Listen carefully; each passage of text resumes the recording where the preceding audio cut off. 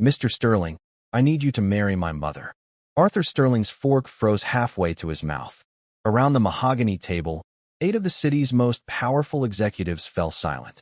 The 9-year-old girl standing beside his chair didn't flinch. She slammed a hand-drawn document beside his plate of duck confit and met his gaze with startling confidence. Here are my terms, she said, pushing the paper closer. Arthur's head of security burst in, breathless. Sir, I'm sorry. She told the guard she was with the catering staff. Let her speak. Arthur cut in, setting down his fork with deliberate calm. In 42 years, 15 building a $900 million empire, and 10 spent in quiet control since his wife's death. No one had ever interrupted his dinner. This child had. He wasn't sure whether to have her escorted out, or thank her for the first surprise he'd had in years. The girl straightened her wrinkled blue dress. My name is Lila Hayes. My mother is Mariana Hayes. She's a chef, beautiful, hardworking, and she deserves someone who'll appreciate her. You, Mr. Sterling, eat her food every week. Arthur's brows lifted. Excuse me. Bisque and basil. Every Thursday for 6 months. Coq au vin, bouillabaisse, beef bourguignon. You rotate them. She ticked them off on her fingers. You even ordered her duck confit tonight. You have excellent taste, which is one of my qualifications. Across the table, Victoria Chin choked on her wine. Gerald Morrison hid a grin. Arthur ignored them. You've been tracking my food orders? He asked flatly. I've been conducting research, she corrected. I'm 9, not stupid. You can't propose marriage without data. She tapped the paper. My mom's 32, financially independent, and has 0 interest in your money. She doesn't even know I'm here, which proves she's not a gold digger. Also, she makes the best beef bourguignon in the state. I ran taste tests. Arthur picked up the page. Amid hearts and flowers were bullet points. Qualifications for Mr. Sterling. Successful businessman, verified. Appreciates good food, verified, bisque and basil weekly. Needs a family, verified. Alone except for son Robert. Old enough to be serious, verified, 42. Qualifications for Mariana Hayes. Talented chef, verified. Beautiful, verified. I'm biased but right. Hardworking, verified, 60+ hours weekly. Good mother, verified. I turned out great. Arthur looked up. You built a marriage proposal from my takeout habits? And compatibility indicators, she said. You're both control freaks who work too much. Perfect match. Also, your son Robert eats at the bistro sometimes. He looks sad. My mom's food makes people happy. Problem solved. Silence. Arthur Sterling, the man known for dismantling billion-dollar deals with a single word, stared at her. Then, shockingly, he almost smiled. This is the most elaborate pitch I've ever received, he said. And I've seen 1,000-page merger proposals. So you'll consider it? Lila's eyes brightened. I'll consider having you removed for trespassing. You won't, she countered. You want to know why I'd break into your house to propose marriage for my mom. You want to know what kind of woman raises a kid this brave. And you want to know if she's as amazing as her food. Arthur studied her. How did you get past my gate security? I told them I was with catering. They checked the list. I said I was Mariana Hayes' daughter. They let me through. Your protocols are terrible, by the way. She produced another crayon-covered sheet showing his estate with arrows and notes. Gerald chuckled. Arthur, you've met your match. Arthur ignored him. Where's your mother? In the kitchen. You hired her as guest chef tonight. She thinks I'm doing homework in the van. So you lied to your mother, trespassed, and interrupted a business dinner to propose marriage. His tone was dangerously calm. Why? For the first time, her composure wavered. Because she works too hard, and she's always tired. She gave up everything after my dad left. She deserves someone who sees her, who makes her smile again. The room went still. Something twisted in Arthur's chest. He recognized the drive, to fix what was broken, to protect the people you love through control. Mr. Sterling? Lila's voice softened.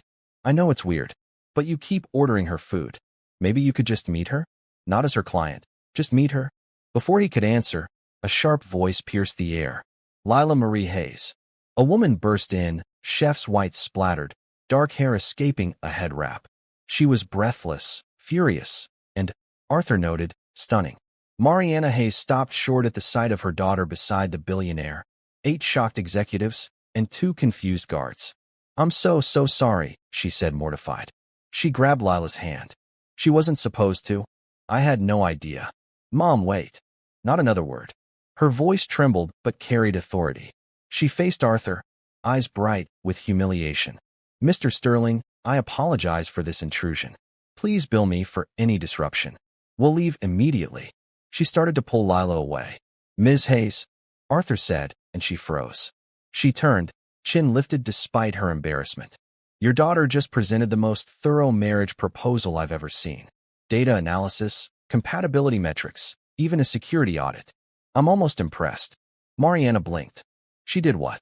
Lila held up the contract. It's a proposal. With research. Oh my God. Mariana groaned. Lila, people don't. This isn't. The duck confit was exceptional. Arthur interrupted. Best I've had in years. Thrown off balance, Mariana hesitated. Thank you. Your daughter says you're the chef behind my weekly orders from bisque and basil. I am, she said cautiously. I also freelance for events like this. She straightened, regaining her composure. I promise this won't happen again. She's right, you know. Mariana frowned. I'm sorry. Your daughter. She's right that I order your food every week. She's right that I keep coming back. Arthur rose, his presence filling the room. And she's right that her security assessment of my estate is alarmingly accurate. If you're enjoying this story, don't forget to hit subscribe and tell us where you're watching from. Because trust me, this is just getting started. Lila beamed. Mariana looked ready to faint. However, Arthur continued, voice low and commanding. Your daughter also trespassed, violated security, and interrupted a major dinner. I could call the police. Mariana's face drained of color. Or, he said, meeting Lila's steady gaze, I could hear the rest of her proposal. Mariana's sharp inhale was audible across the room. Absolutely not. Mom, Lila began. No, Mariana's tone ended arguments before they began. She faced Arthur, mortified but composed. Mr. Sterling, I appreciate your patience, but my daughter is 9. She doesn't understand what she's done, and I won't let her embarrass herself, or me, any further. I understand perfectly, Lila said. I did research. You broke into someone's house. Mariana snapped, then exhaled, regaining control. I'll refund tonight's payment and compensate you for the disruption. Please, let us leave with whatever dignity we have left. Arthur studied her, tired eyes, sauce-stained uniform, hand protectively clutching her daughter's. No excuses, no begging, just quiet resolve. It intrigued him more than anything had in years. The food stays, he said. So does your payment. Triple it. Call it a consultation fee. Mariana frowned. A consultation for what? Your daughter's security report. Arthur lifted Lila's crayon-drawn map. She found 3 vulnerabilities in my estate. Marcus, take notes. Marcus blinked. Sir. She bypassed a $10 million system using basic social engineering. Either that's a massive failure or remarkable resourcefulness. I want to know how. His gaze returned to Mariana. 15 minutes. Then you can go. You're making fun of us. I don't make fun of people, he said. Sit. Both of you. You've already interrupted dinner. Stay for dessert. We're not staying for dessert. Mom, Lila whispered, tugging her hand. He wants to hear me out. That's good. This is insane, Mariana muttered, but calculation flickered in her eyes, the same kind Arthur recognized in boardrooms. After a beat, she sighed. 15 minutes. Then we're gone. Agreed. Arthur gestured to the seats beside him. Executives watched openly as Mariana perched on the edge of her chair, ready to flee, while Lila sat primly, hands folded, utterly at ease. So, Arthur said, turning to her, walk me through your research. Lila's eyes gleamed. She spread papers across the table. First, I confirmed you're a viable candidate. You're successful, stable, and widowed, so you understand loss. You have a son, which means you value family, even if you're bad at showing it. Lila, Mariana flushed. It's true, Mom. He checks his phone more than he talks to his kid at the bistro. It's sad. Arthur felt the words like a blow. You observe a lot, he said quietly. I have to. Adults only listen when you notice things they ignore. She flipped a page. You always order the same 3 dishes. That means you either fear disappointment or hate chaos. My mom says people who repeat routines are afraid of change. I'm not afraid of anything, Arthur said, though it sounded hollow. Everyone's afraid of something, Lila said simply. My mom's afraid of not being good enough. I'm afraid she'll be alone forever. What are you afraid of, Mr. Sterling? The room went still. No one ever asked Arthur Sterling personal questions, certainly not like this. For a moment, he almost didn't answer. Then quietly, failing the people who depend on me. Mariana looked at him sharply, recognition flickering in her eyes. See, Lila grinned. You're already connecting. This is great. This is not great, Mariana said. We're leaving before it gets worse. She rose. Wait. Arthur's voice halted her. Your daughter went to remarkable lengths to reach me. The least I can do is hear her out.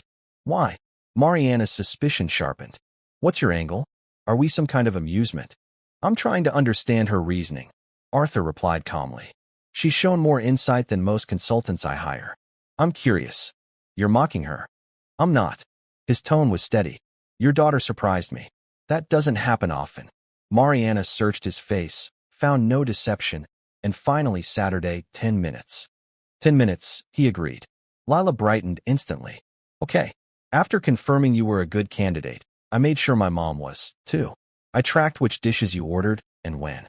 She slid forward a chart of dishes and dates. You order coco vin on cold nights, bouillabaisse when the fish is fresh, and beef bourguignon when you're working late.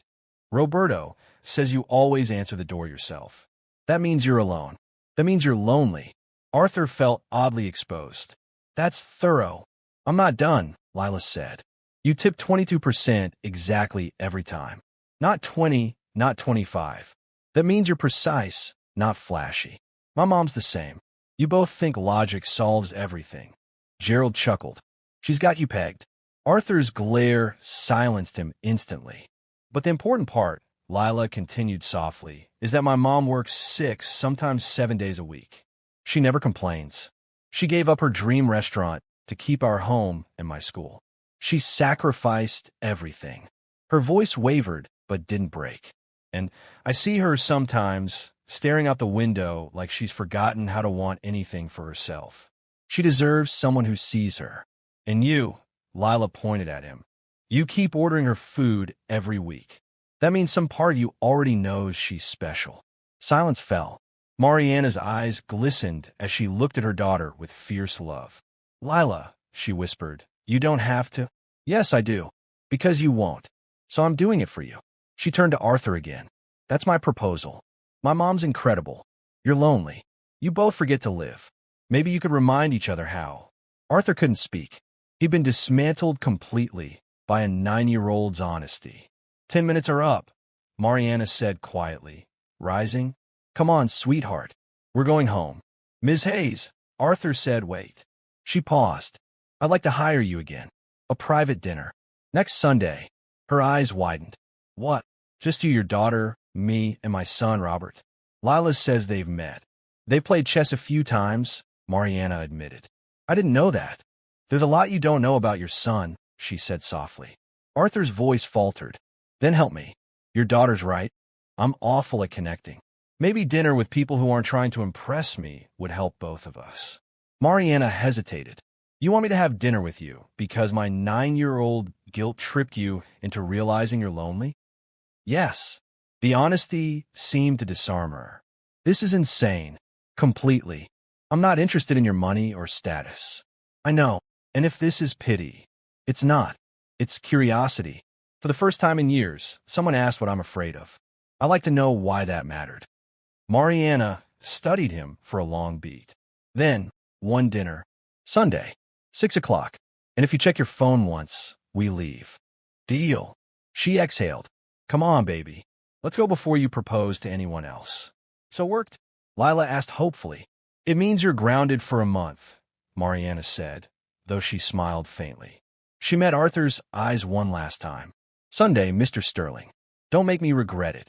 They left, the scent of spices lingering behind. Arthur sat motionless, something unfamiliar tugging at his chest. Gerald leaned back. Best business dinner we've ever had. Arthur lifted his wine and drained it. What had he just agreed to? Arthur Sterling didn't sleep that night. He stood at his study window, staring out over the manicured grounds, replaying the evening. The way Lila Hayes had marched into his dining room with her hand-drawn contract. The way her mother, Mariana, had looked at him, dark eyes sharp enough to cut through every wall he'd built. And the way he'd felt when Lila asked what he was afraid of.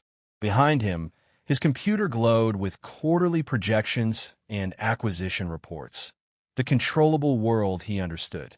But all he could think about was Sunday dinner. "You're being ridiculous," he muttered. "It's just a meal." Except it wasn't. It was the first time in 10 years he'd invited anyone into his home for something that couldn't be measured in profit margins. The first time he'd felt genuinely curious about someone. His phone buzzed. A text from Gerald. "That's the most alive I've seen you in a decade. Don't overthink it. Just show up." Arthur almost smiled. Almost. At 6:30, he found Robert already at the breakfast table, stirring his eggs. His 10-year-old son, small, serious, with Arthur's dark hair and his late mother's green eyes, sat with perfect posture, eating mechanically. "Good morning," Arthur said. "Morning." Arthur watched him in silence. When had breakfast become another scheduled task? "Robert," he said finally, "do you know a girl named Lila Hayes?" Robert's head snapped up, interest brightening his eyes. "You know Lila? I met her last night. She interrupted at dinner." "She what?" "She broke in to propose marriage on her mother's behalf." Robert blinked. "That sounds like Lila. She mentioned you play chess together." "Yeah. Mrs. Patterson takes me to bisque and basil after school. Lila's there doing homework. She taught me strategy, the real kind. She's smart." "I noticed." "Is she in trouble?" "She didn't mean anything bad. She just tries to fix things, even when no one asks her to." Arthur studied his son. That was the most he'd spoken in weeks. "She's not in trouble. I invited her and her mother for dinner on Sunday. Thought you'd like to see her." Robert's face lit up. "Really? They're coming here. If that's all right with you." "That's great." His grin cracked something in Arthur's chest. "Can I show her the library? The garden?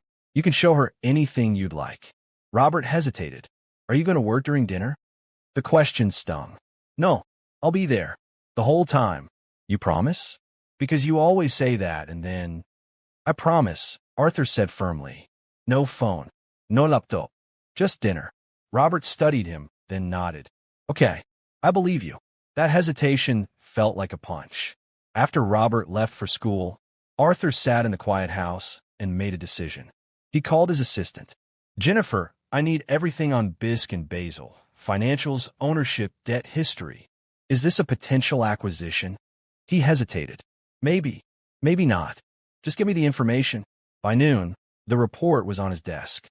Bisque and Basil was drowning, 3 months behind on rent, aging equipment, mounting loans. The owner, Vincent Shun, was looking to sell. Arthur's jaw tightened when he saw the top interested buyer. Marcus Wright, a developer who bought struggling restaurants, gutted them, and replaced staff with cheaper labor. If Wright bought it, Mariana would lose her job within a month. He leaned back. He was supposed to be reviewing a major acquisition, not fixating on a small bistro or the woman who ran it. He barely knew her. Getting involved would cross a line. And yet, he called his attorney. "David, set up a shell company. Make an offer to buy bisque and basil." Completely anonymous. David paused. "You're buying a restaurant? Consider it diversification. Offer 20% above market value." "What are you planning to do once you own it?" Arthur thought of Mariana in her kitchen, Lila's pride when she spoke of her mother. "Nothing. Keep the staff, upgrade the equipment, renovate quietly. Just keep it running." "You're buying it to not change anything?" "I'm buying it to make sure it doesn't change." David sighed. "I'll handle it." Arthur hung up and stared at the glowing spreadsheet on his computer. The safe, logical Henderson deal. Instead, he was buying a failing bistro to protect a woman he'd met once. Gerald was right. He'd lost his mind, but for the first time in years, he felt alive. The week blurred by. Arthur began leaving work early, 6 instead of 9. His executives whispered, baffled. He went home and actually saw Robert before bedtime. They ate takeout from bisque and basil and talked. Robert told him about school, chess, and a book he liked. Arthur listened, really listened, and realized how much he'd missed. "Dad," Robert asked one evening, "you're acting different." "Different how?" "Like you're here, not just sitting while your brain's somewhere else." Robert hesitated. "Is it because of Lila and Ms. Hayes?" "Partly. She does that," Robert said quietly. "Makes people see what they ignore." He toyed with his fork. I told her once I wished you were around more. That I wish you smiled like in the old pictures with Mom. She said I should tell you, but I was scared. Arthur's chest tightened. Scared of what? That you'd get mad. Or say you were fine. Or promise and forget. I know Mom died and that made you sad, but sometimes it feels like I lost both of you. She's gone, and you're not really here. The words shattered something inside him. He knelt beside his son's chair. Robert, look at me. Tears filled his son's eyes. You're right, Arthur said hoarsely. I thought if I worked hard enough, I could protect you from pain. But all I did was make you feel alone. I can't promise I'll be perfect, but I'll try. Starting now. Starting with Sunday dinner. Robert threw his arms around him, sobbing. Arthur held him, making a silent vow. Whatever happened with Mariana Hayes, he would not go back to being the ghost of a father he'd become. Lila Hayes had crashed into his life and forced him to see what he'd ignored. By Saturday, he did something else he'd never done. Visited Bisque and Basil unannounced. He sat in a corner, watching the place hum with lunch service. The food was excellent, but the flaws showed: worn carpet, outdated lights, ancient equipment. Through the kitchen window, he saw Mariana, commanding, focused, alive. No wonder Lila was so proud. She wasn't just a chef. She was an artist forced to work within limits. He left before she saw him, slipping his server a $200 tip and a note. The kitchen is brilliant. Tell the chef. That night, David called. Offer accepted. You own Bisque and Basil through the shell company. Chin's thrilled. You paid 20% over market. Good. Hire contractors. New equipment, fresh paint, whatever they need. But no one tells the staff, especially not the head chef. You're making this complicated. Just do it. Arthur ended the call and stared at the calendar. Tomorrow was Sunday. In less than 24 hours, Mariana and Lila Hayes would be in his home. He had secretly bought Mariana's workplace, promised his son to be present, and invited two near strangers into his fortress of solitude, all because of a 9-year-old's wild proposal. Arthur Sterling, who never took uncalculated risks, was about to do the most unpredictable thing of his life. He was going to try to be human again. And God help him, he had no idea how. Sunday arrived with crisp autumn air that made everything feel sharper. Arthur spent the morning doing something he hadn't done in years, personally overseeing dinner preparations instead of delegating. Sir, I can handle this, his head chef protested as Arthur checked the menu again. I know. I just want to be involved. Arthur studied the list. Roasted chicken, seasonal vegetables, salad, fresh bread. Simple. Add a cheese course. Aged cheddar and goat cheese with honey, not the truffle brie. You want cheddar? I want something that feels like family dinner, not a banquet. Of course, sir. Robert appeared in the doorway, neat in khakis and a button-down. Dad, what time are they coming? 6 o'clock. You've got 2 hours. Arthur glanced at his watch. Excited? Yeah, but nervous. What if Lila thinks our house is too fancy? She said rich people act like they're better than everyone. Arthur winced. Did she say that about me? No. She said you're different. Just lonely. Robert looked up. She's usually right. Arthur straightened his collar. Then just be yourself. At 5:30, Arthur changed 3 times before settling on dark slacks and a sweater, the most casual outfit he'd worn in years. Without a suit, he looked younger, more vulnerable, more human. At 5:55, the doorbell rang. His pulse jumped. He schooled his face into calm neutrality and opened the door. Mariana stood holding a covered dish, Lila beside her clutching a small bouquet that looked store-bought. Both looked nervous. Ms. Hayes. Lila, please come in. I made dessert, Mariana said quickly. Just a tart tatin. I couldn't show up empty-handed. That's thoughtful. Thank you. These are for your table, Lila said, thrusting the flowers at him. They're just chrysanthemums, but they're pretty, right? They're perfect. Arthur smiled. Robert's waiting in the library. You have a library? With real books. Lila's eyes lit up. 2,000 volumes, last count. Can I see? Down the hall, second door on the left.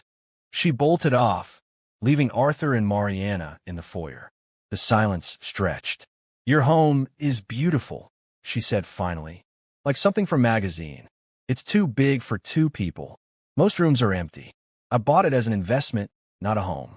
Mariana blinked. Then why stay? Inertia. It's easier than admitting I made a choice that valued logic over comfort. He gestured toward the dining room. Water or wine? Water. I'm too nervous for alcohol. She laughed. Wait, am I not supposed to admit that?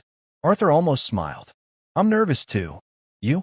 You run a $900 million company. I'm worried I'll forget how to talk about anything besides quarterly earnings, or that Lila will call me emotionally unavailable again. He hesitated. Or that you'll see what she saw, someone lonely. Mariana studied him. You know what I see? What?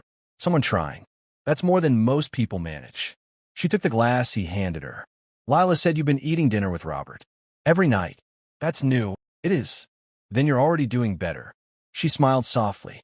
Let's just try to make tonight not weird. Pretend we're normal people having dinner. I'm not sure I remember how. Then we'll figure it out together.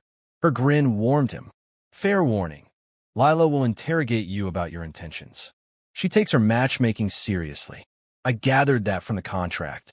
She made copies. She has one in her backpack. Mariana shook her head, amused. I'm raising a tiny negotiator. She's remarkable, Arthur said. You should be proud. I am. Even when she gives me heart attacks by breaking into billionaires' estates. Her smile dimmed. Can I ask you something? Of course. Why did you really invite us? And don't say it was because of her proposal. Arthur had prepared polite answers, but told the truth instead. Because when your daughter asked what I was afraid of, I realized I've spent 10 years fearing exactly this, letting people in. Control is just another word for loneliness. And I'm tired of being lonely. Before she could reply, Lila's voice rang from the library. Mr. Sterling has a first edition of Alice in Wonderland. Robert says I can look at it. The moment broke. Mariana smiled faintly.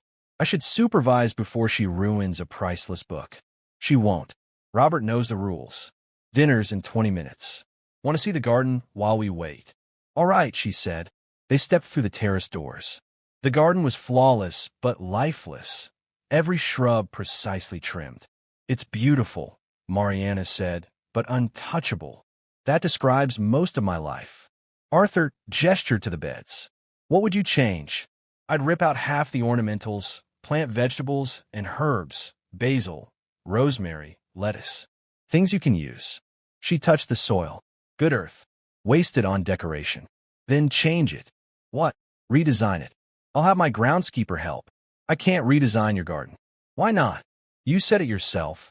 It's wasted potential. I'm uncomfortable with charity disguised as help. This isn't charity. You'd be teaching me something, and maybe I'd get an excuse for you to come back, to check your garden.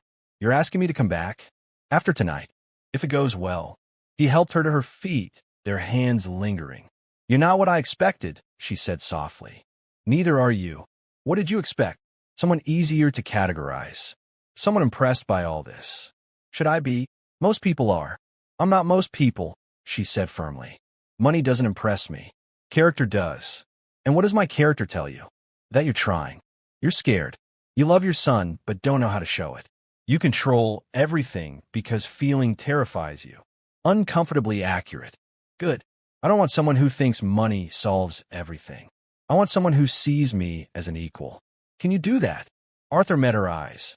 I don't know, but I'd like to try. Then let's start with dinner. A timer chimed. The chef appeared. Dinner's ready, sir. Thank you, Michael. Arthur offered his arm. Shall we? She took it. Inside, Robert and Lila emerged from the library, talking excitedly about chess and books. Robert looked happier than Arthur had seen him in months. This, Arthur thought, was what he'd been missing. Not control, but the chaos of connection. They sat at the same table where Lila had interrupted his business dinner days ago. Now, instead of investors, his son sat beside him, the Hayes family across, Lila's flowers bright and imperfect in the center. Before we eat, Lila said, lifting her glass, a toast to new friends, second chances, and people brave enough to try even when they're scared. Robert and Mariana joined her. Arthur raised his own glass, feeling something unfamiliar settle in his chest. Hope. To second chances, he said. They drank, and for the first time in 10 years, Arthur Sterling forgot to check his watch. Dinner was chaos in the best possible way. Lila dominated the table, firing questions at Arthur about everything from business philosophy to favorite colors. Robert jumped in to defend his father or challenge Lila when she made sense. Mariana watched with equal parts amusement and mortification, scolding gently. Lila, let the man eat. Or, that's too personal, sweetheart. Arthur didn't mind. For once, the talk wasn't about profit margins. He was simply talking, even laughing, when Lila described her 5-year plan for her mother's happiness, which included mandatory fun time and 3 beach vacations minimum. You have her whole life planned out? Arthur asked. Someone has to. Lila speared a piece of chicken. Mom works so hard she forgets life's supposed to be enjoyable.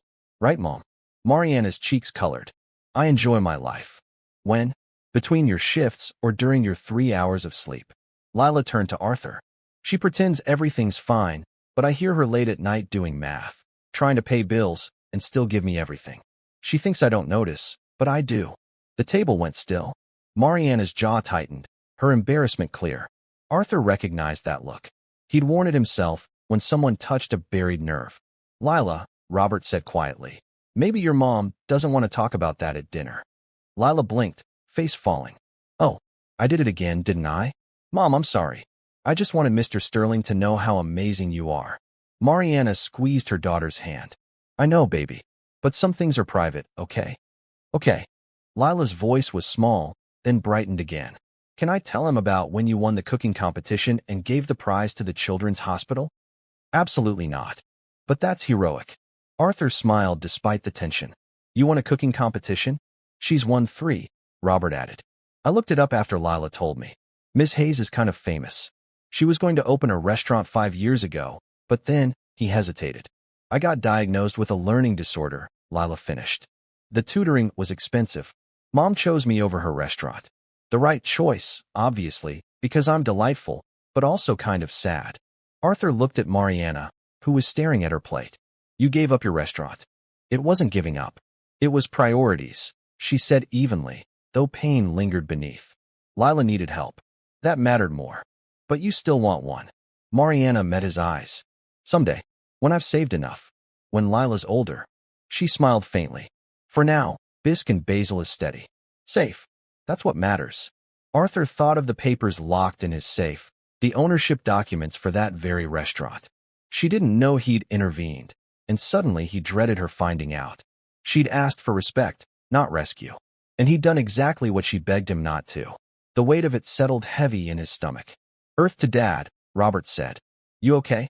Arthur blinked. Yes. Just thinking. About business? No. Something else. He turned to Mariana. After dinner, could we talk privately? That sounds ominous. It's not. I promise. He stood to clear plates. But first, dessert. Lila, I believe your mother brought tart tatin. The best you'll ever taste, Lila said proudly. They moved to the living room. Robert and Lila drifted to the piano, where Robert played a hesitant classical piece and Lila applauded as if it were a concert. Arthur and Mariana sat on the sofa, plates balanced on their laps. The dessert was, as promised, flawless, rich caramel, tender apples. Your daughter wasn't exaggerating, Arthur said. She rarely does. Mariana smiled softly at the kids. They're good for each other. Robert brings out her gentleness. She gives him confidence. I noticed. He doesn't usually open up like that. We're not really strangers, are we? She said. Not after Lila's proposal and this dinner. She set her plate down. So, what did you want to talk about? Arthur turned to her fully. I did something this week I thought was helpful. Now I think it was presumptuous. Her posture stiffened. What did you do? I looked into Bisque and Basil's finances. It was drowning in debt and about to be sold to someone who'd gut the place. Mariana went pale. How do you know that? I have resources. I made inquiries. He drew a breath. And then I bought it. The silence was deafening. Mariana shot to her feet. You what? I purchased it through a shell company. Renovations are underway. Your job is secure. You bought my workplace. Her voice trembled. Without asking me. I was trying to help. You were trying to control, she snapped. I told you I didn't want rescuing. I wanted equality. And you bought the restaurant I work at like I'm some damsel needing saving. That wasn't my intention. Then what was? To prove you could fix my problems? Make me dependent on you. Her eyes blazed. I've spent 15 years working my way up, and you just bought my career like it's a toy. Arthur reached for her. Mariana, please. Don't. She stepped back. I knew men like you couldn't help controlling everything. You can't just live. You have to manage everyone like assets. That's not fair, isn't it? Her laugh was bitter. You're lonely because you can't let anyone close without running their lives. The piano had gone silent. Robert and Lila stared, wide-eyed. Mom, Lila whispered. Mariana's anger cracked, grief seeping through. We're leaving. Lila, get your things. Ms. Hayes, please, Arthur pleaded. Let me explain. There's nothing to explain. You made a decision about my life without me. Tears shimmered in her eyes. I thought maybe you were different. But you're not trying to connect, Arthur. You're trying to control. And I won't be controlled. She took Lila's hand and headed for the door. Arthur followed, desperate. I was afraid, he said. You asked me once what I feared most. It's failing the people who depend on me. That's why I bought it. Not to control you, but because the idea of you losing your job or dreams, I couldn't stand it. So I tried to fix it. Mariana paused, but didn't turn. You were right, he continued hoarsely. I don't know how to care without protecting. It's the only way I know how to love. The word hung between them, love. Mariana turned, tears streaking her face. You can't love by controlling. Love means trust, respect, vulnerability. She shook her head. I don't think you know how to do that. Then teach me, Arthur said softly. Stay? Tell me how to do better. Don't walk away before I can make it right. How? By undoing the purchase. I could transfer ownership to you and still be the one fixing it. Her voice broke. I don't want a gift, Arthur. I want to earn it. I want to build something myself. The truth hit him like a blow. What she needed was something he'd never learned to give. Trust. You're right, he whispered. I'm sorry. You ignored what I told you I needed. She wiped her tears. Thank you for dinner. Robert, your dad loves you. Don't forget that. But we need to go. She opened the door. Lila looked back, eyes wet. You promised to be brave, she said softly.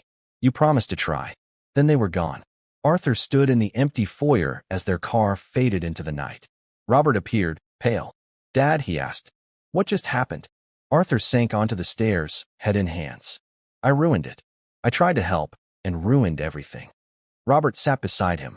Why did you buy her restaurant? Because I was afraid she'd lose it. Afraid I couldn't protect them. But Ms. Hayes doesn't want protection. She wants respect. Robert leaned against him. Even I could tell that. Arthur pulled his son close. When did you get so wise? Lila taught me, Robert said quietly. She says people show who they are by what they need, not what they want. Ms. Hayes needs to be strong on her own. You need to let her. Arthur thought of Mariana's tears, Lila's disappointment, the hollow house. I don't know if I can, he said, but I have to try. Arthur didn't sleep that night. He sat in his study, staring at the bisque and basil ownership papers, replaying every word of his argument with Mariana. The devastation in her voice, the disappointment in Lila's eyes, the way she'd said, I thought you were different, like he'd betrayed her trust entirely. She was right. He'd proved exactly what she feared, that he couldn't see her as anything but a problem to solve. At 3 a.m., he called David. Arthur? What's wrong? His attorney mumbled. The restaurant. Bisque and basil. Restructure the ownership. Now? It's 3 in the morning. I don't care. Set up a trust. Make Mariana Hayes the sole beneficiary. Anonymous donor. She can never know it came from me. A pause. What happened? I tried to help and made everything worse. Just do it. Of course. But if she finds out, she won't. And this isn't manipulation. It's me giving her what she wants, freedom. David sighed. It'll take a week or 2. Do it faster. I'll cover the cost. Arthur hung up and sat in silence. The only sound was the grandfather clock's steady tick. Upstairs, Robert was asleep, or pretending to be. He'd cried himself out, mourning the loss of a friendship that had barely begun. Arthur had done that, built something fragile and hopeful, then shattered it with control. By morning, Robert came down with swollen eyes and sat at the table, untouched breakfast before him. I'm sorry, Arthur said softly. Why did you have to ruin it? Robert whispered. Lila was my friend. Miss Hayes was nice. We were happy. Why couldn't you just let it remain that way? Arthur's throat tightened. I was trying to protect them. No, you were trying to control them. Robert pushed his plate away. Mom used to say that about you. She said you built walls around people so nothing bad could get in. But sometimes walls keep the good stuff out too. Arthur froze. Your mother said that? I heard her tell Grandma.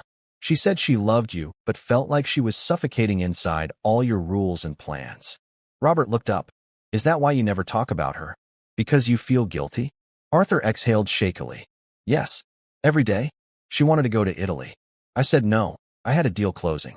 2 weeks later, she was diagnosed. 6 months later, gone. She never got her trip. Never got half the things she dreamed of because I was too busy building something that didn't matter. Robert's face crumpled.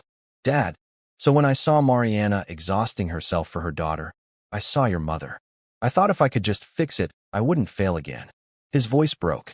But I did. Because I learned the wrong lesson.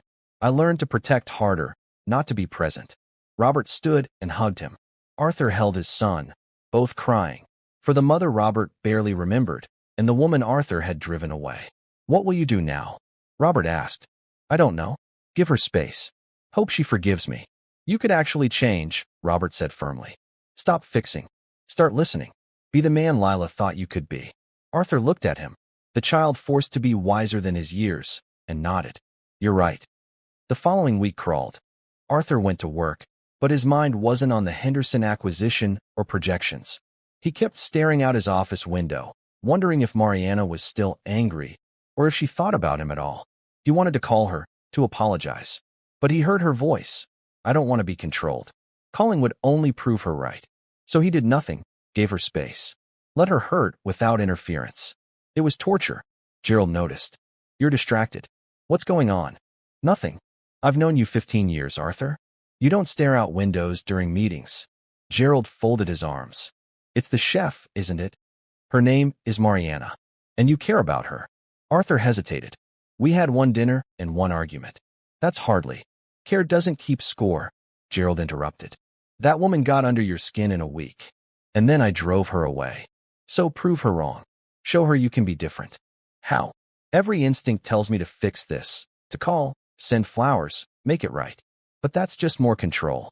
Then maybe the grand gesture is no gesture, Gerald said. Respect her enough to wait. Arthur nodded. Logical. But it felt unbearable. That evening, he came home to find Robert in the kitchen, talking on his phone, face animated in a way Arthur hadn't seen since the dinner. Yeah, I know. My dad's been really sad too. Robert glanced up. Hold on, Lila. He just got home. Arthur's heart kicked. Lila called you. She calls every day? We're still friends. Robert held out the phone. She wants to talk to you. Arthur took it carefully. Lila. Hi, Mr. Sterling. Her voice was quiet, missing its usual spark. I'm not supposed to call. Mom doesn't know. But I wanted to tell you something. I'm listening. Mom's been sad. She cries at night when she thinks I'm asleep. She won't talk about what happened, but I know she's hurt. Lila's breath hitched. I thought my plan would make everyone happy, but I just made things worse. I embarrassed her. I made her feel like she wasn't good enough, like you did. Arthur sank into a chair. Lila, none of this is your fault. Yes, it is. I pushed her too hard. We both did. We tried to control her instead of trusting her. He exhaled, guilt crushing him. You're 9. You shouldn't have to understand this. I have to. My mom needs me to. Lila's voice wavered. Mr. Sterling, do you actually care about her, or were you just lonely? I care, he said hoarsely. More than I should after knowing her so little. More than makes sense. Then show her, without fixing her life. She's not broken, just tired. She doesn't need saving. She needs someone to see how strong she already is and love her anyway. Arthur's eyes burned. How did you get so wise? I watch people. I listen. I just want my mom happy. Her voice softened. Don't give up. Be patient. When you do talk again, start by listening. I will. Thank you, Lila. You're welcome. Tell Robert I'll call tomorrow for our chess game.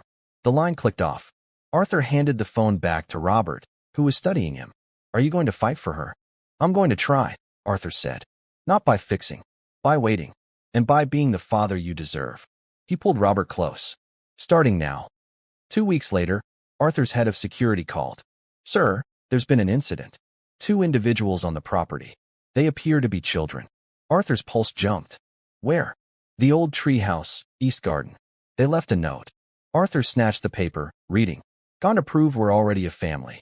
If you want us back, you have to come get us. Both of you. Together. Robert and Lila. His chest tightened. Has anyone called Mariana? She's on her way, sir. Arthur's stomach sank. Mariana. Here. Furious. Terrified. And about to see him for the first time since he'd broken her heart. He wasn't ready. Not even close. Mariana's car screeched to a halt in Arthur's driveway 15 minutes later. She burst out before the engine stopped, her face pale with panic. Where is she? Her eyes locked on Arthur, pain flashing across her face. Where's my daughter? She's safe. In the old treehouse with Robert, Arthur said, gesturing toward the oak. They've been there about an hour. Left a note saying they wouldn't come down unless we both came. Mariana's jaw tightened. She strode past him without a word, heading for the tree. Arthur followed, aware of the security team watching. Lila Marie Hayes. Mariana called. You get down here right now. A small face peeked through the boards. No. This isn't a negotiation. Yes, it is. Lila shouted. Robert and I have demands. Demands.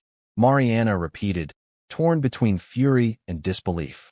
You scared me half to death, and now you have demands. We didn't run away. We strategically relocated to make a point. Lila's head reappeared beside Robert's. We're not coming down until you two talk. Not fight, talk. Arthur stepped forward. Robert, this isn't the way to handle things. Then what is? Robert shot back. You've been miserable for 2 weeks. Miss Hayes too. You're both too stubborn to fix it, so we're doing something about it. His voice cracked. We're friends. Real friends. And you two could be something too if you'd just stop being scared. Mariana froze, then looked at Arthur, really looked. She saw the dark circles, the looser clothes, the exhaustion etched in his face. You look terrible, she said. I haven't been sleeping. Good. Neither have I. She turned to the treehouse. Lila, sweetheart, come down. Please. This isn't safe. The treehouse is safe, Arthur said quietly. I built it myself. That's not the point. Then what is? His frustration cracked. I've spent 2 weeks trying to figure out what to do. I overstepped. I apologized. I gave you space. What else do you want, Mariana? I don't want anything from you, she snapped. That's the problem. I don't want your help or your money or your fixes. I just wanted, her voice trembled. I just wanted you to see me. Not as a problem. As me. I do see you. Arthur said, stepping closer, voice low. I see someone fierce and terrified of depending on anyone because everyone's let her down. Someone who works herself raw so nothing collapses. Someone who deserves more than what life gave her. I just wanted to make it easier. That's not your job. Tears streaked her cheeks. I didn't ask you to buy my restaurant or fix my life. I know. He dragged a hand through his hair. I crossed a line. I've hated myself for it.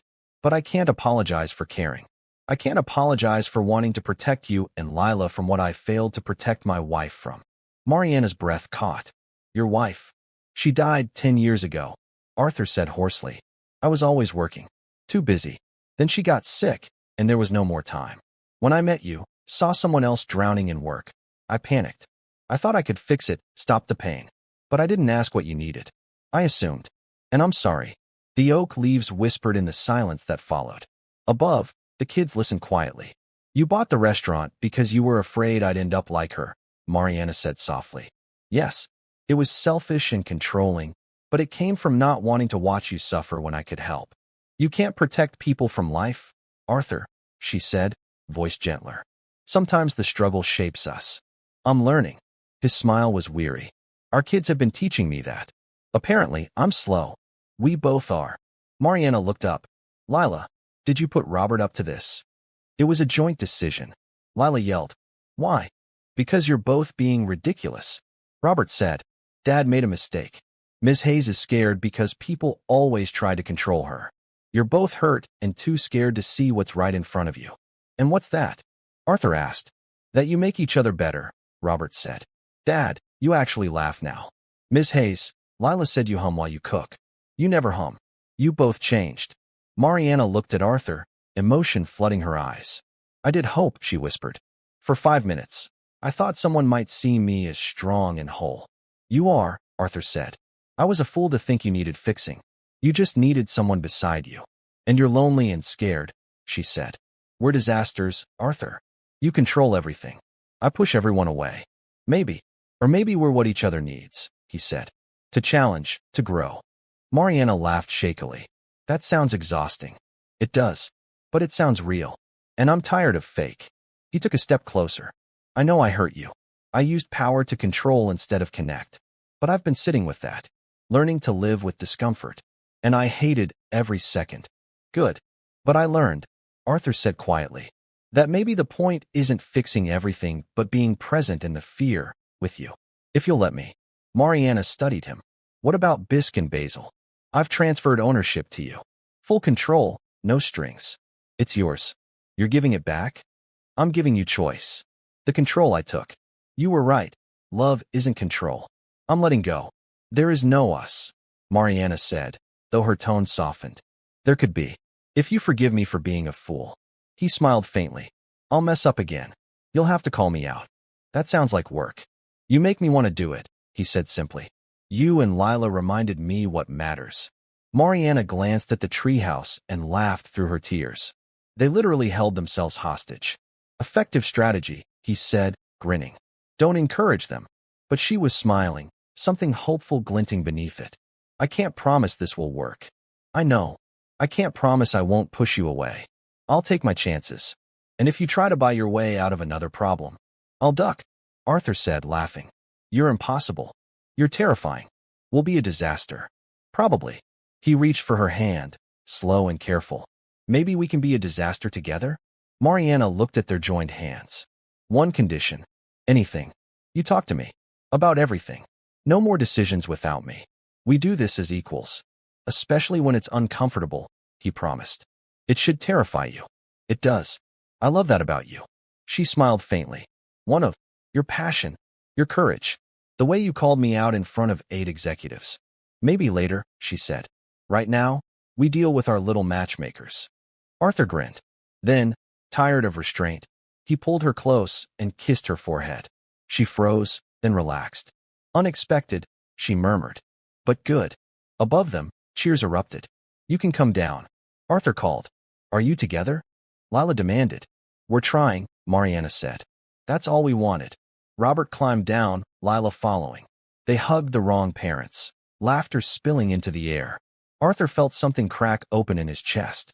This was family, messy, complicated, worth it. Sunday dinners? Lila asked. Arthur looked at Mariana. She smiled. Sunday dinners. But if you check your phone. I won't. Just us, he said. All 4 of us. And standing beneath his childhood treehouse, Arthur Sterling finally understood. Control had never been the answer. Connection was. The Sunday dinners became a tradition.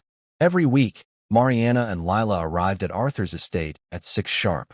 Sometimes Mariana cooked in his massive kitchen, teaching him her techniques while Lila and Robert did homework at the counter. Other times they ordered takeout and ate straight from the containers while playing board games. The formality that had defined Arthur's home for years slowly dissolved, replaced by laughter, warmth, and a beautiful mess of something real. But 3 weeks into their reconciliation, everything changed. Arthur was in a morning meeting when his phone buzzed with a news alert. He ignored it. He'd promised to be more present. Then Jennifer burst into the room, pale. Sir, you need to see this. She handed him a tablet. The headline froze his blood. Sterling's secret romance. Billionaire caught in late-night rendezvous with local chef. Below were photos. Arthur and Mariana leaving his estate after dinner, his hand on her back, both laughing in his garden. And worst of all, a shot through his kitchen window. Mariana teaching him to chop vegetables, her hand over his on the knife. The article dripped with innuendo, questioning Mariana's motives, implying she was using her daughter to trap a billionaire, calling Arthur's involvement a midlife crisis. Anonymous sources described her as ambitious and calculating. Arthur's jaw clenched. Who published this? The Metropolitan Daily. 3 other outlets picked it up already. Jennifer said quietly. Your phone hasn't stopped ringing. Investors want to know if this affects the Henderson acquisition. Gerald says the acquiring company is getting cold feet. Their CEO isn't comfortable with complications. Arthur shot to his feet. Reschedule everything. I need to get to Mariana before she sees this. Sir, it's too late. The Metropolitan called bisque and basil for comment an hour ago. Arthur's stomach dropped. He called Mariana. Straight to voicemail. Again. Nothing. She'd already seen it. He drove to Bisque and Basel, breaking speed limits. The bistro was closed for prep, but staff moved inside. He pounded on the door until a line cook opened it. "Mr. Sterling, Chef Hayes said she's not." Arthur brushed past him. "Where is she?" The kitchen buzzed with activity. At the center stood Mariana, face tight with fury as she barked orders. "Mariana." She turned, eyes cold. "Get out. Not until we talk." "There's nothing to talk about." Her movements were sharp, deliberate. "You need to leave. I saw the article. None of it's true." "I know it's not true." She slammed her knife down. "But it doesn't matter. My staff, my suppliers, everyone's seen those photos. I look like a woman who slept her way into your world. No one who knows you would think that. Everyone thinks that." Her voice cracked. "My fish supplier asked if I was entertaining you for renovations. Renovations I didn't even know about until last week. Now everyone assumes I seduced you for them." Arthur's stomach twisted. "Mariana, I'm so sorry. I never meant." "Of course you didn't. You never mean for things to happen. They just do, because you're Arthur Sterling and the world watches everything you do. But I'm collateral damage. The chef who dated above her station. And now everyone knows it. Then let them. Let me release a statement." "No." Her eyes blazed. "That makes it worse. Then I'm not Mariana Hayes. I'm Arthur Sterling's girlfriend. I stopped being my own person." Arthur's panic rose. "Then what do you want me to do?"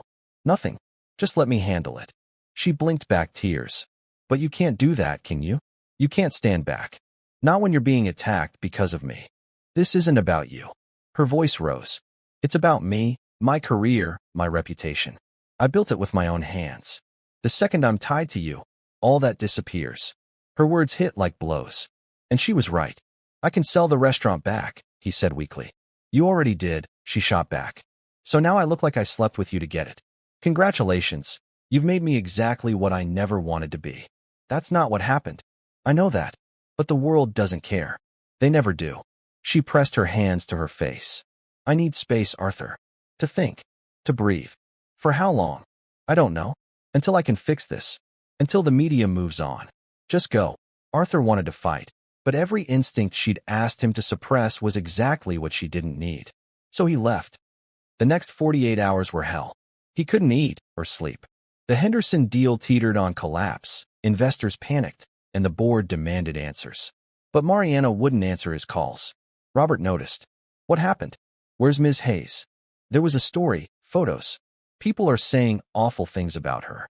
Arthur rubbed his temples. "She asked for space. Are you giving it to her?" "I'm trying.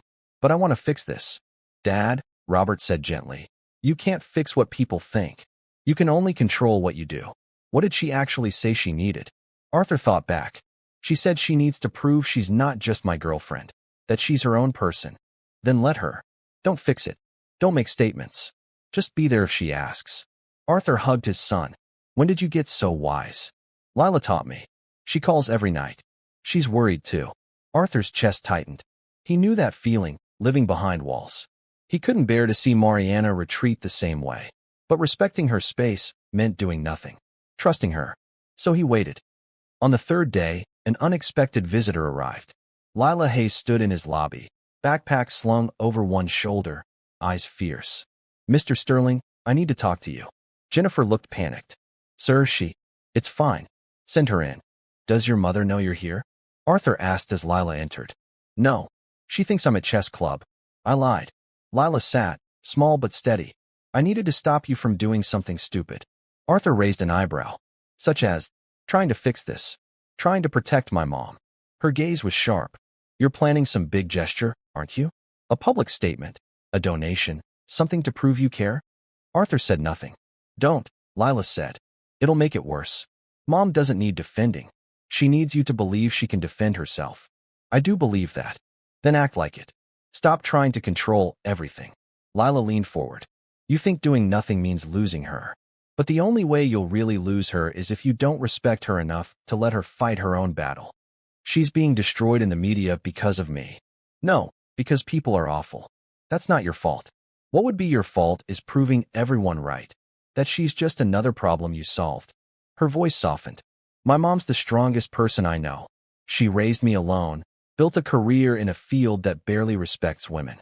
She doesn't need rescuing. She needs your trust." Arthur's throat tightened. I do trust her. Then prove it. Wait. Be there if she asks. And if she decides not to come back, Lila looked him squarely in the eye. Then let her go. That's what love is, wanting someone happy, even if it's not with you. Arthur swallowed hard. You're 9 years old. You shouldn't understand love better than I do. I learned from my mom. She loves me enough to let me fail. You have to love her the same way. Arthur knelt beside her. Thank you for saying what I needed to hear. You're welcome. Lila stood. Don't give up on her. Just give her space. She'll come back. After she left, Arthur sat in silence. Outside, the city kept moving. Emails piled up, phones rang, but he ignored them all. Jennifer, he said finally, clear my schedule. Sir, the Henderson. Reschedule. I'm going home. That night, he cooked dinner with Robert. Badly, and they laughed about it. They talked about school and nothing important. And Arthur waited. Because sometimes, the bravest thing you can do is nothing at all. 5 days after the media storm broke, Arthur was in his study when his phone rang. An unknown number. He almost didn't answer, but something made him pick up. Arthur. Mariana's voice was quiet, exhausted. Can we talk? 20 minutes later, she sat across from him. She looked wrung out. Dark circles under her eyes. Hair pulled into a messy bun. Her chef's whites rumpled like she hadn't slept in days. You look terrible, Arthur said before he could stop himself. So do you. Mariana almost smiled. I've been avoiding you for 5 days, and you look like you haven't slept the entire time. I haven't. Arthur wanted to reach for her, but kept his hands on his knees. How are you? Have the reporters backed off? Mostly. I stopped giving them anything to work with. No comments, no reactions, just work. The story's fading. There's some celebrity divorce now. We're yesterday's news. Good. That's good. Silence settled between them, heavy with all they hadn't said. I handled it, Mariana said finally. I didn't need rescuing or lawyers or your name. I just needed to prove I could survive this on my own. I know. And you did. Arthur held her gaze. Every day, I wanted to help. But I didn't. Because you asked me not to. I know you didn't. Lila told me she came to see you. She said you listened. Mariana's eyes glistened. Do you know how rare it is to find someone who actually listens instead of waiting to fix things? I'm learning. It's probably the hardest thing I've ever done. Good. It should be. Mariana wiped her eyes. Arthur, I need to be honest. These 5 days, I kept wondering if this, us, is worth it. Whether the complications of being connected to you are worth the happiness you bring. Arthur's heart stopped. And I'm terrified. The media, the scrutiny, the judgment. I hate it. I hate that people look at me and see your girlfriend, not me. She hesitated. But I also hate not having you. I hate missing Sunday dinners. Lila asks about you every day. Robert calls her crying because he misses us. He does. Every night. They've been supporting each other through our mess. Her laugh was watery. Our kids are more mature than we are. They usually are. Arthur leaned forward. Mariana, I can't promise the media won't return, but I promise you'll never get lost in my shadow. You're Mariana Hayes, brilliant chef, incredible mother, the strongest person I know. That doesn't change because you're with me. How do you know? Because I won't let it. Every time someone calls you Arthur Sterling's girlfriend, I'll correct them. You're Mariana Hayes, and I'm lucky you even tolerate me. He smiled faintly. Besides, you're terrifying enough that anyone who tries to diminish you will regret it. Mariana laughed softly. That's true. You are. Still one of my favorite things about you. Still. She raised a brow. We've barely spoken in 5 days. I've had time to think. Want to hear the list?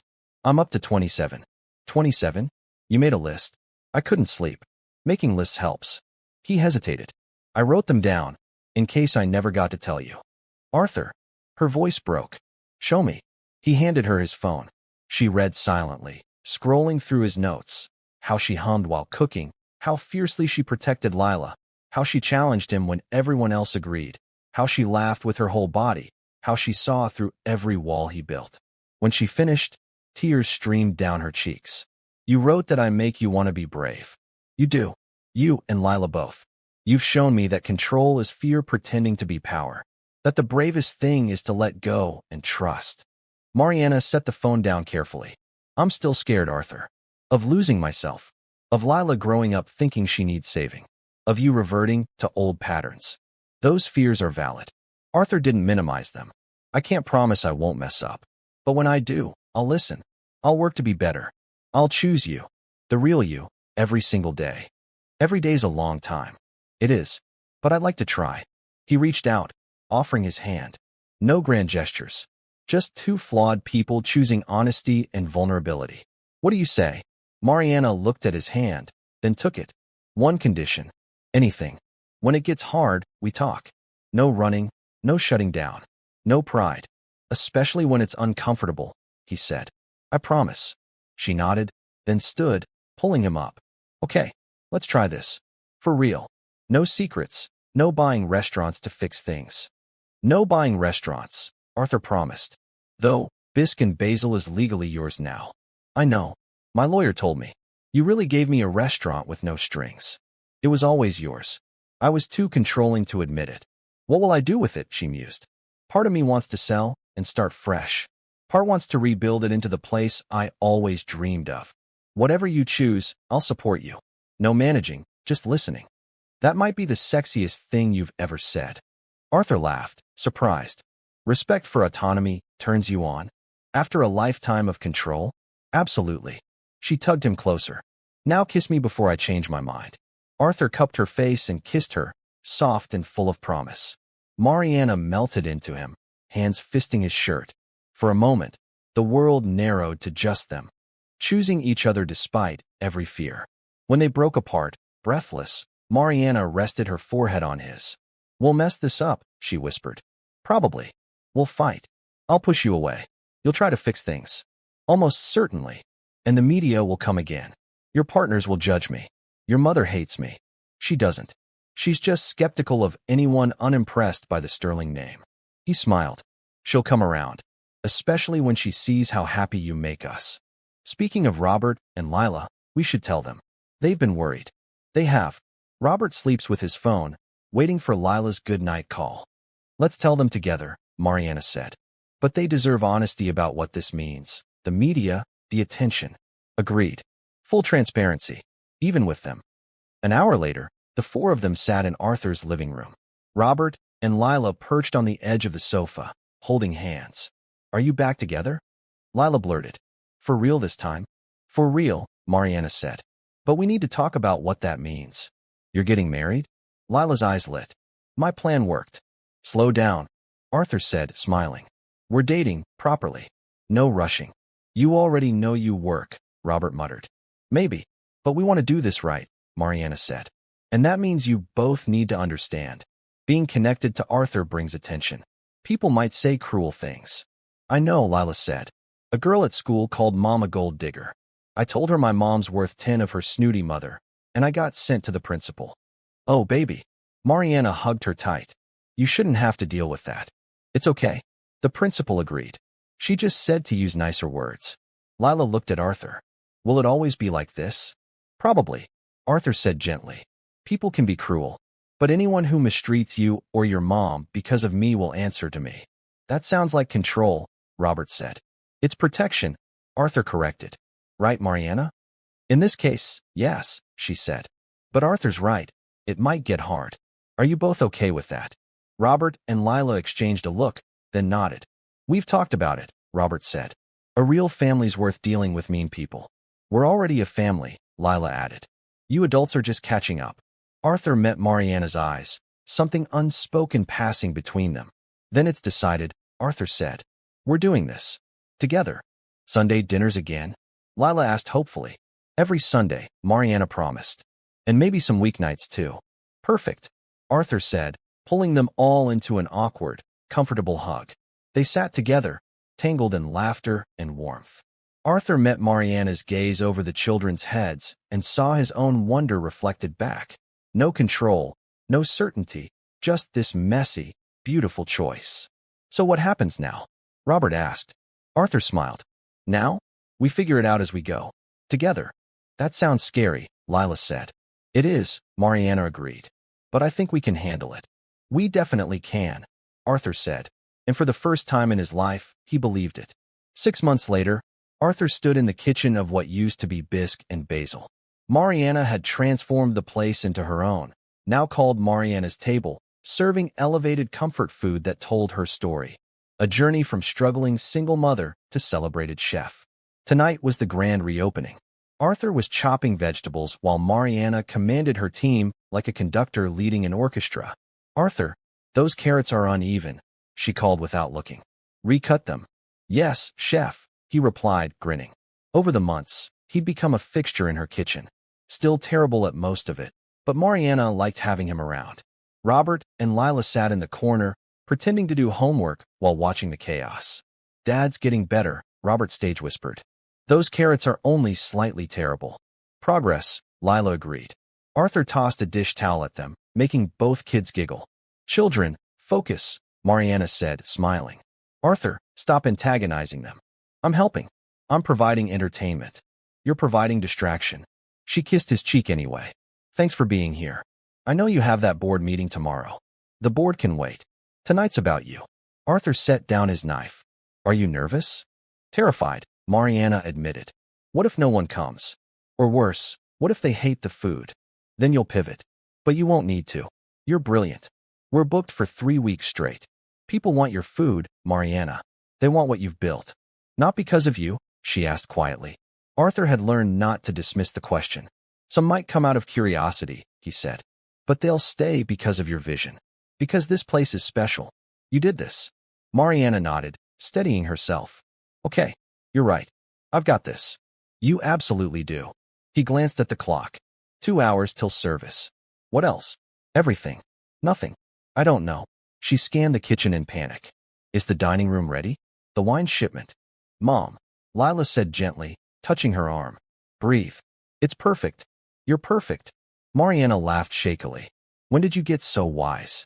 "I learned from watching you panic. Also therapy. My therapist says anxiety is excitement wearing a scary mask." "Smart therapist." Mariana hugged her. "Thank you, baby." Arthur watched, his chest tightening with emotion. He'd seen Mariana bloom, not because of his money, but because she finally had space to chase her dreams on her own terms. She'd kept bisque and basil for a small catering service, but Mariana's table was hers alone, funded partly by selling the old location and partly by a business loan she'd insisted on taking herself. "I need to prove I can do this without your money," she'd said. "If I fail, it's on my terms. If I succeed, it's because I earned it." He'd stepped back and let her. It was hard watching her grind through 18-hour days, but he'd learned to support without controlling, to trust her capability. And she had proven him right. The reopening was a triumph. The dining room filled with friends, critics, and curious diners. Arthur sat at a corner table with Robert, watching Mariana glide between tables, radiant and gracious. "She's really happy," Robert said. "I've never seen her like this." "Neither have I." Arthur squeezed his shoulder. "Thanks for being patient while I figured out how to be here without controlling everything." "You're still kind of controlling," Robert said. "But Ms. Hayes calls you out. That helps." Arthur chuckled. "One of my favorite things about her." "One of?" "You've got a list. 53 items and counting." Robert grinned. "Are you going to marry her?" Arthur blinked. "Maybe. If she'll have me. We're not rushing." "Figuring it out together," Robert said. "I know. But everyone knows you love her. Even Grandma noticed. And she never notices anything not about money." Arthur smiled. His mother had indeed come around, calling Mariana that chef with spine, which was high praise for Eleanor Sterling. "I do love her," Arthur said. "Her and Lila. But love isn't about rushing. It's about showing up every day." "That's what Ms. Hayes says too," Robert replied. "Real love's about choosing patience, even when it's hard." "She's wise," Arthur said. "So are you." "Sometimes." Robert leaned against him. "I'm glad you met them, Dad. I'm glad Lila broke into our house. Everything's better now." Arthur wrapped an arm around his son. "You're right. Everything is better." Just then, Lila ran up, breathless. "Mr. Sterling, there's someone to see you. Says it's urgent." Arthur frowned. "Who? Some business guy?" "Gerald." He looked stressed. Arthur found Gerald by the entrance, loosening his tie. "Gerald, I told you I wasn't available tonight." "I know, but this couldn't wait," Gerald said. "The Henderson acquisition, it's back on." The CEO called. He said, and I quote, "Any man who skips a board meeting to support his partner's restaurant opening has his priorities straight. That's the kind of integrity he wants in a business partner." Arthur stared. "He's approving the deal because I skipped a meeting?" Because you chose people over profit. Also, Mariana's restaurant got a glowing review in the Times. The critic called it the most authentic dining experience in the city and said it succeeded despite, not because of, your involvement. Henderson loved that. Arthur exhaled, a weight lifting. The deal was secure, and Mariana's success was entirely her own. That's incredible, he said. Thank you. But next time, just text me. Tonight's about her, not me. Gerald smiled. You really have changed. I'm trying, Arthur said. Every day. He returned to find Mariana sitting with Robert and Lila, all three laughing. He paused, watching them. His son, finally light again. Lila, vibrant and bold. Mariana, radiant. This was what mattered. Not business, not control. Just them. Mariana noticed him and smiled, patting the seat beside her. He sat. How's your restaurant? He asked. My restaurant is perfect, she said, wonder in her voice. People love it. I did it, Arthur. You did. He kissed her temple. Oh, and Gerald says the Henderson deal's back.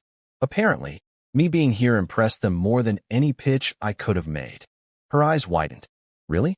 Your big acquisition? Because you succeeded on your own terms, yes, Arthur said. Turns out we're better together than when we're trying to control everything apart. Who knew? Mariana smiled. 6 months ago, I thought dating you meant losing myself. Instead, I found who I am when I'm supported, not saved. And I learned that control is fear pretending to be power, Arthur said softly. Letting people be who they are, that's the brave part. Look at us, being emotionally mature, she teased. Disgusting. We should stop. She laughed and kissed him. Gross, Lila declared, grinning. You're doing the face touch thing again. We're in love, Mariana said. We're allowed. Are you getting married? Lila asked eagerly. Ask me again in 6 months, Mariana said. When we've made it through a full year of figuring this out. Deal, Arthur said. The best things aren't rushed, they're grown. Later, after the last guests left, they found Robert and Lila asleep at the corner table. We should get them home, Mariana whispered. Which home? Arthur asked with a smile. Yours, she said. It's closer. Maybe it's time to stop calling it my house, he said softly. Maybe it's ours. Mariana looked up at him.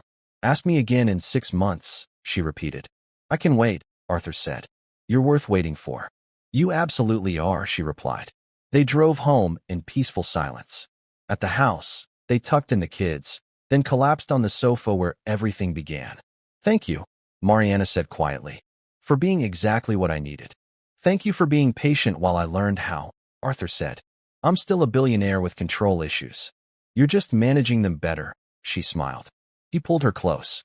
Every day I'm trying. I love you, he said. Your strength, your courage, the mother, the chef, the woman you are. Mariana's eyes shimmered.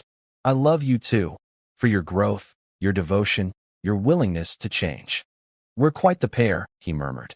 The best kind, she said, yawning. Stay with me tonight? Always. Later, as Arthur drifted off with Mariana in his arms, he thought of Lila's first words. You need to marry my mother. Maybe one day he would. But for now, this was enough. This imperfect, beautiful family learning love, patience, and presence one day at a time. And that, Arthur realized, was his greatest achievement. Just this. Just them. Just love. We've come to the end of this story. If you've made it this far, don't forget to like this video and subscribe to our channel for more heartwarming stories. Drop a comment below telling us what you thought of Arthur and Mariana's journey and where you're watching from. We love hearing from you. See you in the next story.